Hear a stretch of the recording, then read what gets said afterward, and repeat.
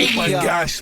Well, welcome to the Crazy J Podcast Show, folks. I am back. Let's talk about the Detroit Pistons. They're 1-1. They're my team. It's a guy who loves the state of Michigan teams.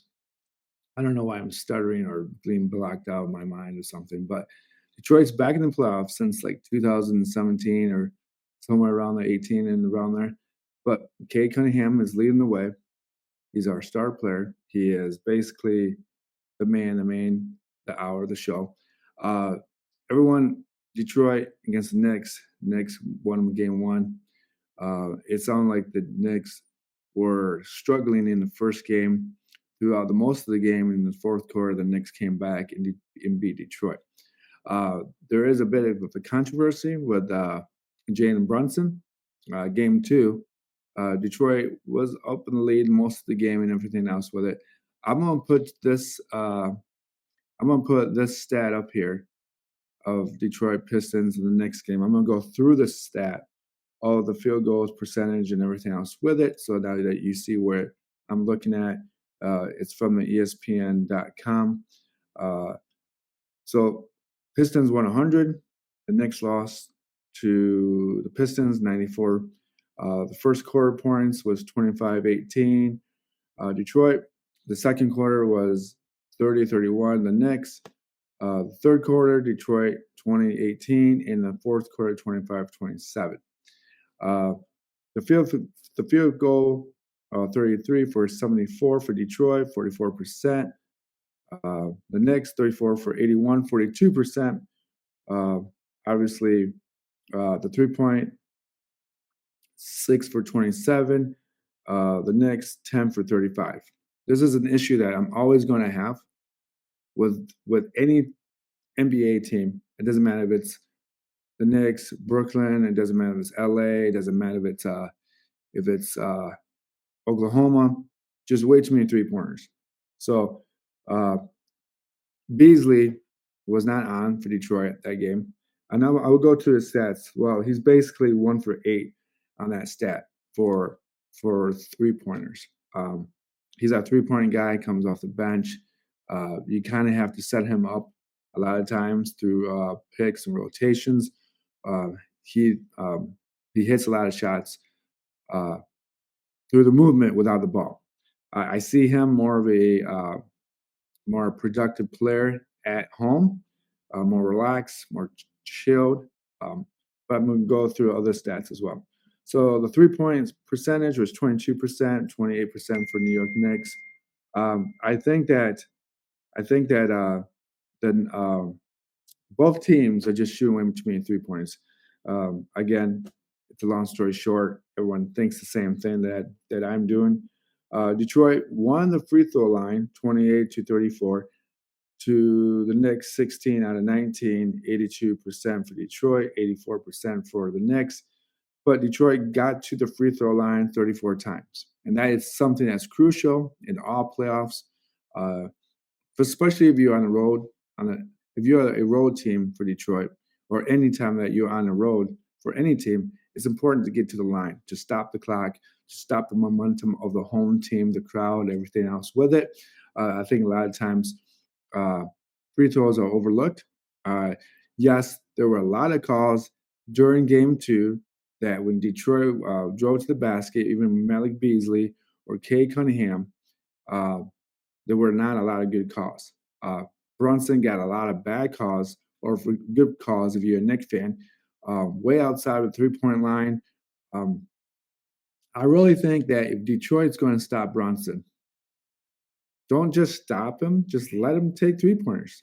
If he wants to be out in the premises of the 3-point line, and he's not driving and he's just dribbling the ball, it's kind of like a one-on-one series, a moment. I would just let him shoot the 3-pointer. Let him shoot. If he scores 50 points on Detroit and the rest of the team isn't doing anything, then so be it. I mean, that's the way I would play Brunson. I just don't understand Sir Thompson, Duran, any like even Beasley or Holland or Schroeder. I just don't understand why those guys are juking his fakes and leaving their feet, leaving the ground, and fouling Brunson for a 3-point shot. That to me is just stump. If he's going to want to shoot a 3-pointer, let him shoot it. They shoot way too many 3-pointers anyway. So if he shoots 23-point shots and he only hits 5, that's good. If he shoots 15 and only hits 3, even better. But don't foul him at all. Don't play into that game. That's not part of Detroit Pistons basketball. Don't go for those fakes, okay? That's something I just don't understand. The rebounding, Detroit had 48. The Knicks had 34. Offense rebounds, 12. The Knicks had 7. Defense rebounds, 36 for Detroit, 27 uh, for the Knicks. I do think that I think it helps out to have Detroit rebound the ball more, offensive rebounds. I think that you have to create more opportunities for yourself. Obviously, especially when you are on the road, but now that you're at home, everything's going to shift. So the Knicks are probably going to be really aggressive on the defensive rebounds or their own offensive rebounds. So Detroit has to win that rebound contest in this game. That's a game within the game. I think. I think Sir Thompson. I think he needs to be more uh, willing to go to the rim and grab those rebounds. I think that Jalen Duran will have to uh, play uh, incredible defense on Carly Anthony Towns.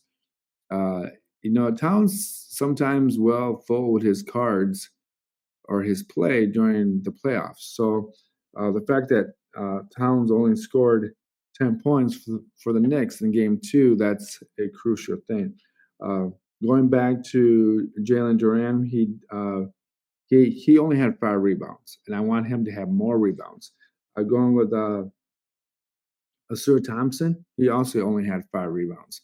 He should have more rebounds. Detroit, it's important for if you're going to shoot that many 3-pointers and that many shots outside the paint, it's important to get those rebounds. And it's important to follow your shots. I think that's a huge thing that Detroit and every team should do. I do think that the assists was 11 to 15. I don't like the fact that Detroit only had 11 assists. I think that one of the biggest problems that all the NBA teams, and especially Detroit Pistons, uh, they like to watch Kay Cunningham play. When Detroit's ever has missed uh, 7 field goals in a row, or have not scored a field goal in the last 5 to 6 minutes or 7 minutes, they go straight to Cade Cunningham and hoping that Cade Cunningham scores and creates his own shot. Uh, when that happens, turnovers happen. Cade Cunningham had uh, 5 turnovers.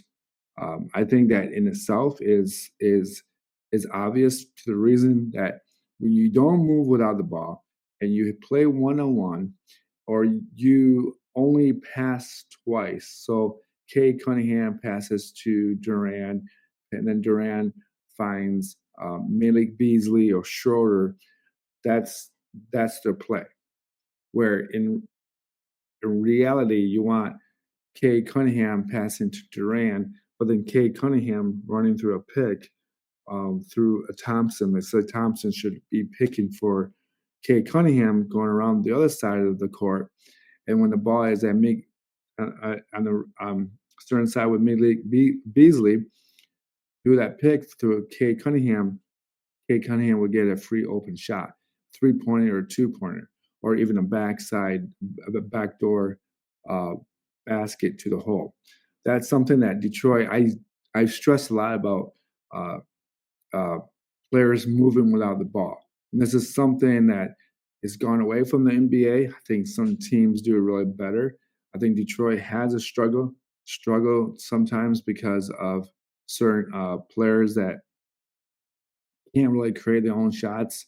Kate Cunningham seems to be able to create his own shot. But when Cade Cunningham has to play one on one, and they're missing 5, 6 field goals in a row and haven't scored in the last 7 minutes, turnovers happen a lot more. That's something that Detroit has to address with assist. More assists, less turnovers.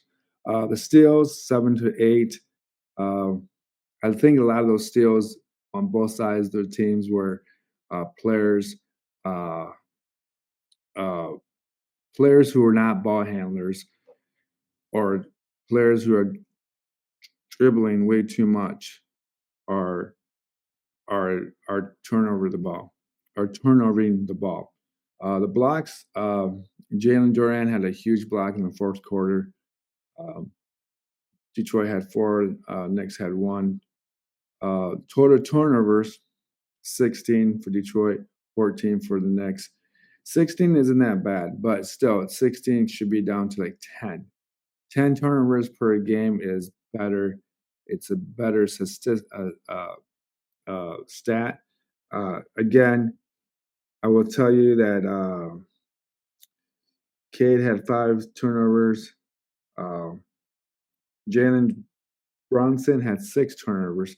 So your 2 key players on both those teams should not have those turnovers at all. Uh, fast fast break points, only 15 for Detroit, 14 only for the Knicks. Both teams are playing tight. I think that uh, both teams probably didn't get to a fast break points because the way that the game was set up. That these turnovers were kind of inconsistent. The ball would go out of bounds, and then that momentum would stop. So the rebounding, if Detroit gets more rebounds than the defense and the court, then that produces more offensive play for Thompson. Thompson is not going to be a player who's going to score on a set offensive play. He's going to be that guy who's going to score more points for you off a rebound, off turnovers, moving them just without the ball. So what I'm saying though is that when Sir Thompson plays better defense, no fouls, get your rebounds, Thompson, pass the ball to Cade, pass the ball to Mick Beasley, pass the ball to Schroeder, uh, or even to Tim Hardaway. The ball will come back to you for your points. That's something that I really think that's why their fast break points are a lot lower. I think Detroit needs a higher fast break points. Detroit should probably score another 15 points of fast break points. So if you can produce about 30 points off fast breaks, that's a great sign for your team. Technical foul 0, flagrant foul 0. Uh, Largest lead 15 for Detroit, 3 for the Knicks. Detroit had a slumpy fourth quarter. Detroit needs to learn how to finish those games.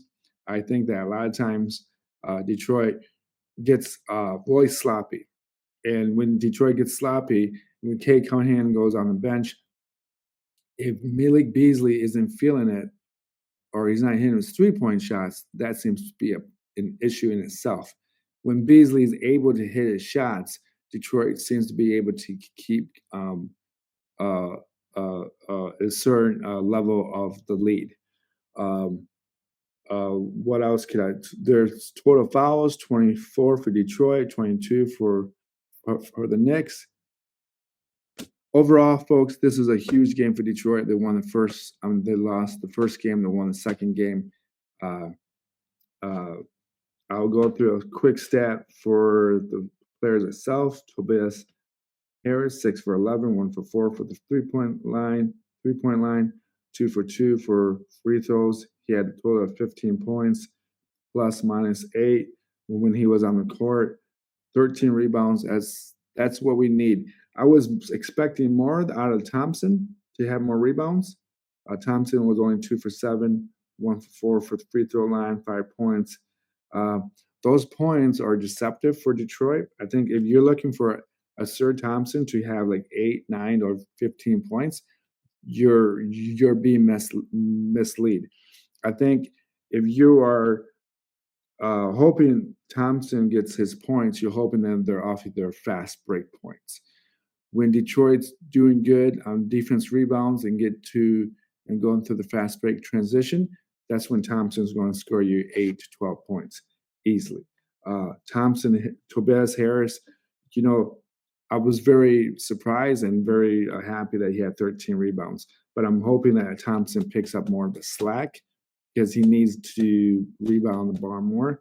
Jalen Duran, 3 for 4, 6 for 6 for free throw line, total points 12, a plus minus 8 on the court at the time that he's on the court. 5 rebounds. Again, there's another guy there for you that needs to have more rebounds. 3 for 4. That tells you that he's being efficiently better on the court, but he needs to be able to touch the ball. And what I mean by that, you have to set plays for him, not just for him, but through Cade Cunningham or Malik Beasley, and the ball should somehow get to Jalen Duran's hand, and he should be able to pass the ball or score himself. Uh, if if the 3 for 4 tells you a good thing, that means that every time he touches the ball, he scores more than just passing. I think that's something that that Durant needs to be touching the ball a lot more. I know that Towns is on him probably on the defense. I don't. I just don't think Towns is. I think Towns is very linky, but I think that you can get Towns off his feet.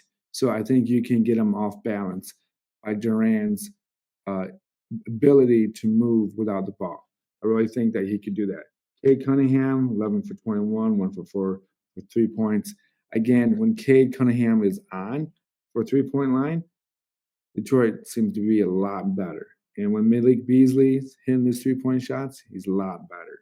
Uh, 10 for 10 for 12 for the free throw lines, 33 points, 5 points, +5 when he's on the court, 12 rebounds. It's what you got asked for your shooting guard, point guard, leader of the team to do. 3 assists, 5 turnovers. 5 turnovers is a bit high. I would I would almost want him to be like only 3 turnovers, uh, probably more assists. He needs more assists. He needs to be his team needs to be able to uh, move without the ball, so he can pass the ball to Durant, to Thompson, well, Tobias Harris. Again, I don't want Thompson touching the ball unless he's going for the rebound.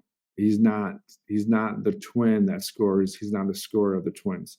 His brother is playing in Houston, of course, as most of you guys know. Uh, Dennis Schroeder, 6 for 10, 3 for 5 from three point line, 5 for 6 on the free throws, 20 points. Um, 2 for 2. I mean, I'm sorry, a +2, 2 rebounds, 3 assists, 2 turnovers.